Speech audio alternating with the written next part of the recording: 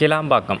இந்த பேர் ஒரு பதைப்பதைப்ப நம்ம குடுத்தாலும், இப்ப கிளாம்பாக்கம் ரயில்வே நிலையம் வருது. அந்த கிளாம்பாக்கம் ரயில்வே நிலையத்திலேருந்து ஊரப்பாக்கம் ரயில் நிலையம் போற வழியில தான் இந்த கோவில் இருக்கு. கலந்தை நக்கரீஸ்வரர் கோவில். அதாவது கிளாம்பாக்கத்தில உள்ள சிவன் கோயிலுங்க இது. இந்த கோவில் வந்து பார்த்தீங்கன்னா, இறைவி பேர் வந்து பார்த்தீங்கன்னா, கலந்தை நாயகின்னு சொல்லுவாங்க. பொதுவா கிளாம்பாக்கம் அப்படிங்கிற ஊர் வந்து பார்த்தீங்கன்னா, கலர் மரங்கள் அதிகமா இருந்த காரணத்தினால, கிளாம்பாக்கம், கலாம்பாக்கம் அப்படின்னு சொல்லப்பட்டனா கிளாம்பாக்கமா இன்னைக்கு மாறியிருக்கு.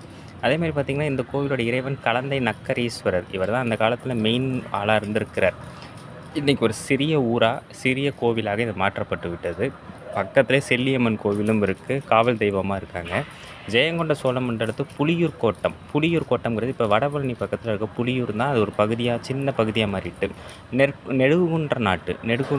குன்றம்ங்கிறது வந்து பார்த்தீங்கன்னா, வண்டலூர் பக்கத்தில இருக்கு. சின்ன அது ஒரு ஊரா மாறிட்டு. இது மாமன்னர் ராஜராஜ சோழன் குறித்த 4 கல்வெட்டுகள் இங்க இருக்கு. இதை வைத்து தான் இது ஜெயங்கொண்ட சோழமண்டலத்து புலியூர் கோட்டத்து நெடுங்குன்ற நாட்டு கிளாம்பாக்கம் மகாதேவர் கோவில்னே குறிப்பிடுறாங்க. இப்போ பார்த்துக்கோங்க, ஒரு கோவில், ஒரு வரலாறு, ஒரு ஊரோட தொன்மை வந்து கல்வெட்டு வாயிலா தான் தெரியும். மொத்தம் 3 கல்வெட்டுகள் இருக்கு. அதில மெய்க்கீர்த்தி மட்டும் தான் மேல தெரியுது. கீழ உள்ள பகுதிகள்லாம் வந்து பூமியில புதைஞ்சிட்டு, ஒரு கல்வெட்டு மட்டும் சென்னை அருங்காட்சியகத்தில பாதுகாப்போட இருக்கு. இதில வந்து பார்த்தீங்கன்னா, இந்த ஊருக்கு பக்கத்திலேயே நிறைய கோவில்கள் இருந்திருக்கு. முக்கியமா ஒரு பெருமாள் கோயில் மிக புகழ்பெற்ற கோவிலா இருந்திருக்கும் போல. 10ஆம் நூற்றாண்டே காலப்போக்குல அதெல்லாம் அழிந்திருக்கு. அதேமாரி இந்த கோவிலும் ஒரு காலகட்டத்தில ரொம்ப பெரிய கோவிலா இருந்திருக்கு. ஏன்னா, சுத்தி இருக்கக்கூடிய எல்லா கிராம மக்களும் 1000 வருஷத்துக்கு முன்னாடி ராஜராஜ சோழன் காலத்திலேயே நிறைய ஆடு, மாடுகள் விளக்கரிக்கிறதுக்கு தானம், நந்தா விளக்கு குடுக்குறது, இப்படி பல தானங்கள் குடுத்துருக்காங்க. அப்படிப்பட்ட சிறப்புமிக்க ஒரு ஊரா இருந்தது. இன்னைக்கு ஒரு சிறிய பகுதியா மாறிட்டு. இந்த பேருந்து நிலையம் இப்ப வருது. அது அதாவது அது போற வழி கிட்ட தான் இது இருக்கு. அதனால வந்து இந்த ரயில்வே ஸ்டேஷன் பக்கம் வந்தீங்கன்னா, தொல்லியல் ஆய்வாளர்கள் அதேமாரி யாராவது இந்த வரலாற்று சம்மந்தப்பட்டத பார்க்கணும், கல்வெட்டு சம்மந்தப்பட்டது பார்க்கணும்னு ஆசைப்பட்டீங்கன்னா, தயவுசெய்து இந்த கோவிலுக்கு வாங்க. இத நெறைய பிரபலப்படுத்துவோம். ஏன்னா, இந்த மாரி சிறிய கோவில்கள நம்ம பிரபலப்படுத்தினா தான் மக்களுக்கு தெரிய வரும். அது உள்ளூர்காரங்களுக்கே ஒரு 2 கிலோமீட்டர், 3 கிலோமீட்டர் உள்ளவங்களுக்கே தெரியாம போகுது. அதனால அத நம்ம தெரியப்படுத்தணும். சரிங்களா? இது ஒரு கோவில். அதுக்கு அடுத்து பக்கத்திலேயே செல்லியம்மன் கோவில் சொல்றாங்க. கோலவிழியம்மன்னு ஒரு கோவில் இருக்கு. கோலாச்சியம்மன் மன்னிக்கணும். கோலாச்சியம்மன் கோவில்னு சொல்றாங்க. 2 கோவில்களா இருக்கு. இதில கலந்தை நக்கரீஸ்வரர் கோவில் வந்து கிழக்கு நோக்கியவாறு இருக்கு. வழக்கம் போல கிழக்கு நோக்கியவாறு இருக்கு. இந்த கோவில் மட்டும் பார்த்தீங்கன்னா, சற்று வித்தியாசமான அமைப்புல அம்மன் வந்து அமர்ந்திருக்கிறாங்க. ரொம்ப சக்தி வாய்ந்த அம்மனாவும் சொல்றாங்க. கிளாம்பாக்கத்தில நான் கொஞ்சம் விசாரிச்சு பார்க்கும்போது, அங்க உள்ளவங்க என்ன சொல்றாங்கன்னா, பாம்பு கடிச்சா கூட இங்க வந்து யாருக்கும் தீண்டுவதில்லை. அதாவது பாம்பு யாரையும் தீண்டுவதில்லை. அந்த அளவுக்கு வந்து இங்க நாகதேவதை சம்மந்தப்பட்ட ஒரு கதைகள் சொல்லப்படுது. புராணத்த கதைகளும் சொல்லப்படுது. எது எப்படியோ வரலாற்று சிறப்புமிக்க ஊராக தான் இந்த கிளாம்பாக்கம் இருந்திருக்கு. வணக்கம் நண்பர்களே. இன்னைக்கு நம்ம இது பார்த்தீங்கன்னா, மாமன்னர் ராஜராஜ சோழரோட மெய்க்கீர்த்தி கல்வெட்டு. இது கிளாம்பாக்கம்லேருந்து ஊரப்பாக்கம் போகக்கூடிய ரயில்வே ஸ்டேஷன். அதாவது அங்கே பார்த்தீங்கன்னா, அது ஊரப்பாக்கம். இது பார்த்தீங்கன்னா கிளாம்பாக்கம். இதில வந்து கலந்தை நக்கரீஸ்வரர்னு ஒரு கோவில் இருக்கு. இந்த ரயில்வே ஸ்டேஷன ஒட்டியே. இந்த கோவில்ல உள்ள 3 கல்வெட்டுகளுமே பார்த்தீங்கன்னா, மாமன்னர் ராஜராஜ சோழரோட கல்வெட்டு. இதெல்லாம் பூமியில கொஞ்சம் புதைந்த காரணத்தினால, மீதி கல்வெட்டு உள்ள இருக்கு. நமக்கு தெரிஞ்சது வந்து மெய்க்கீர்த்தி மட்டும் தான் இப்போ மேல தெரியுது. அத மட்டும் நான் எக்ஸ்பிளைன் பண்றேன். இப்போ பாருங்க. ஸ்வஸ்தி ஸ்ரீ ஸ்வஸ்தி ஸ்ரீ திருமகள் போல பெருநில செல்வியும். இந்த பாருங்க. ஸ்வஸ்தி ஸ்ரீ திருமகள் போல பெருநில செல்வியும். அதாவது திருமகள்ங்கிற லக்ஷ்மி தேவி போல பெருநிலம், இந்த நிலத்தை தன்னுடைய இதாக ஆக்கி கொண்ட பெருநில செல்வியும், தனக்கே உரிமை அதை எல்லாத்தையும் தனக்கு உரிமையாக்கி பூண்டமை மனக்கொள்ள தன் மனதால் கொள்ள காந்தலூர் சாலை களமறுத்தருளி. நல்லா பாருங்க. காந்தலூர் சாலை களமறுத்தருளி. காந்தலூர் சாலைங்கிற கேரளாவில் இருந்த இந்த விழிஞ்சம் பகுதியில் உள்ள பகுதியை வந்து அவர் போய் களம், அதாவது கப்பல்களை கொண்டு அதை அழித்தார். அது நம்ம எல்லாருக்கும் தெரியும். காந்தலூர் சாலை களமறுத்துள்ளி வேங்கை நாடும். இங்கே தான் அவருடைய மருமகன் அந்த விமலாதித்தனுக்கு வந்து தன்னுடைய மகளை வந்து கல்யாணம் பண்ணி கொடுத்தாரு பார்த்தீங்களா? அந்த நாட்டினுடைய மன்னர் வேங்கை நாட்டு. இந்த வேங்கை நாடுங்கிறது பொதுவாக இந்த அதாவது சித்தூர், இந்த திருப்பதி, இந்த பகுதியெல்லாம் வேங்கை நாடு பகுதியில் வரும். அதாவது துங்கபத்திரை ஆற்றங்கரை ஓரத்தில் வேங்கை நாடும். அப்புறம் பார்த்திங்கன்னா, இது வந்து நுளம்பப்பாடி. அதாவது இந்த நுளம்பப்பாடி அப்படிங்கிற பகுதி வந்து பார்த்திங்கன்னா, மைசூர் மாவட்டத்தில் உள்ள சித்ரதுர்க்கம், பெல்லாரி இந்த பகுதியெலாம் வரும்.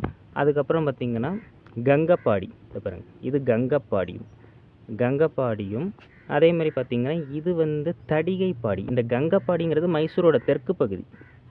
தடிகைப்பாடி இதெல்லாம் வெற்றி பெற்ற நாடுகளுங்க. தடிகைப்பாடிங்கிறது வந்து பார்த்திங்கன்னா, ஏறக்குறைய இந்த பகுதிகளுக்கெல்லாம் இடைப்பகுதியாக வரும். தடிகைப்பாடியும் குடகமலை. இதை குடமலைன்னு சொல்லாமல் குடகமலை நாடும். குடகமலைனா குடகு பகுதி. கொல்லம் எல்லாருக்கும் தெரியும். கொல்லமும் முரட்டொழில் இதை பாருங்க, முரட்டொழில் சிங்களர் ஈழ மண்டலம் முழுவதும். இதை பாருங்க, ஈழ அது வீலன்னு போட்டிருக்காங்க, வீழ மண்டலம் முழுவதும் அப்படின்னு சொல்லியிருக்காங்க. சொல்லிட்டு ஈழ மண்டலம் முழுவதும். ஆனால் உண்மையை சொல்லணும்னா மாமன் ராஜராஜன் எல்லாத்தையும் பிடிக்கல, ஒரு குறிப்பிட்ட 50-60% பகுதிகள் மட்டும்தான் பிடித்தார். ராஜேந்திர சோழன் தான் முழுமையாக பிடித்தார். திண்டிரல் தம்முடைய திறன் கொண்டு வென்றி தண்டார், தண்டுனா சேனைன்னு அர்த்தம், தண்டார் கொண்டு தன் எழில் பாருங்க, இதுதான் தன் எழில் வளர் ஊழியுள். அதாவது ஊழிக்காலம்னு சொல்லுவோம் பார்த்தீங்கன்னா, தன்னுடைய வாழ்நாள் முழுவதும் அப்படி சொல்கிறாங்க. தன்னெழில் வளர் ஊழியுள். இந்த பாருங்க, எல்லா யாண்டும் எல்லா வருடமும் தொழுதகை. இங்கே பாருங்க, தொழுதகை விளங்கும் யாண்டே இங்கே கொடுத்துருப்பாங்க. தொழுதகை விளங்கும் யாண்டே, எல்லா யாண்டும் அவரை நம்ம வழிபடுற மாதிரி இருக்கும் அப்படிங்கிற மாதிரி சொல்லியிருக்காங்க.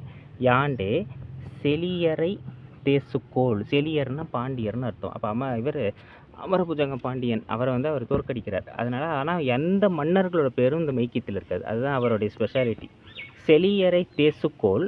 தேசுனா அவங்களோட அந்த ஒளியை, அவங்களோட அந்த மரபின் ஒளியை அவர் என்ன பண்ணுறாரு, நசுக்கிறார். தேசுக்கோள் ஸ்ரீ கோவி பாருங்க, ராஜராஜகேசரி வர்மரான ஸ்ரீ ராஜராஜ தேவருக்கு யாண்டு சொல்லிட்டு 20ஆம் ஆட்சியாண்டு கல்வெட்டு. இது பார்த்திங்கன்னா 20ஆம் ஆட்சியாண்டு கீழே கிடக்குங்க. நான் இப்படியே படித்து சொல்லிடுறேன். ஜெயங்கொண்ட சோழ மண்டலத்து புலியூர் கோட்டத்து. இது புலியூர் கோட்டத்து நெற்குன்ற நாட்டு கிளாம்பாக்கம். அதுக்கப்புறம் கல்வெட்டு கீழே புதைஞ்சு கிடக்கு. இதே தான் பின்பக்கமும் இருக்குது. இதே தான், அதே திருமகள் போல பெருநிசனம் மீதி கல்வெட்டுலாம் கீழே கிடக்கு. அப்புறம் எப்படி மற்ற இதெல்லாம் தகவல் சொல்லுவேன்னு கேட்டால் இருக்குது. அதெல்லாம் சவுத் இந்தியன் இன்ஸ்கிரிப்ஷன்ஸில் இருக்குது. அதில் உள்ள டெக்ஸ்ட்டை பார்த்து நான் உங்களுக்கு சொல்கிறேன். இப்போதைக்கு உங்களுக்கு நேரடியாக காட்டணுங்கிறதுக்காக தான் இதை நான் கொண்டு வந்தேன். இதாங்க மெய்கீர்த்தி. இது பார்த்திங்கன்னா இந்த பாருங்கள், இந்த கிளாம்பாக்கம் இருக்குது பார்த்தீங்களா, அது இங்கே ரயில்வே ஸ்டேஷன் இப்போ வரப்போகுது. அதுலேருந்து இங்கே ஊரப்பாக்கம் ரயில்வே ஸ்டேஷனுக்கு நடுப்பகுதியில் இருக்குது இந்த கல்வெட்டு. இந்த கோயிலும் இருக்குது, கலந்தை நக்கரீஸ்வரர் கோயில்னு சொல்கிறாங்க. இந்த கல்வெட்டில் இவரை பற்றி தான் குறிப்பிட்டிருக்காங்க. இப்போ இந்த கோவில் ஒரு காலத்தில் பெரிதாக இருந்துக்கலாம், இப்போ சிறிய கோயிலாக மாறிட்டு. அங்கே பார்க்குறீங்க பார்த்தீங்களா, இன்னொரு கோயில் இருக்குது பாருங்கள். அது இந்த ஊரோடைய காவல் தெய்வமாக சொல்லப்படுற செல்லியம்மன். இந்த ஊரோட மிக தொன்மையான தெய்வமாக சொல்லப்படுறாங்க செல்லியம்மன். அப்புறம் கோலாச்சி அம்மன் 2 அம்மன் இருக்காங்க. இதான் கல்வெட்டு தான் தேடி வந்தேன். ஆனால் மெய்கீர்த்தி தான் எனக்கு கிடச்சிச்சு. ஸோ அதனால் மெய்கீர்த்தி மட்டும் நான் இப்போதைக்கு சொல்லியிருக்கேன். மற்ற கல்வெட்டு தகவல்னால் நான் தனியாக சொல்கிறேன், அது ஒரு வீடியோவாக சேர்த்து சொல்கிறேன். நன்றி, வணக்கம்.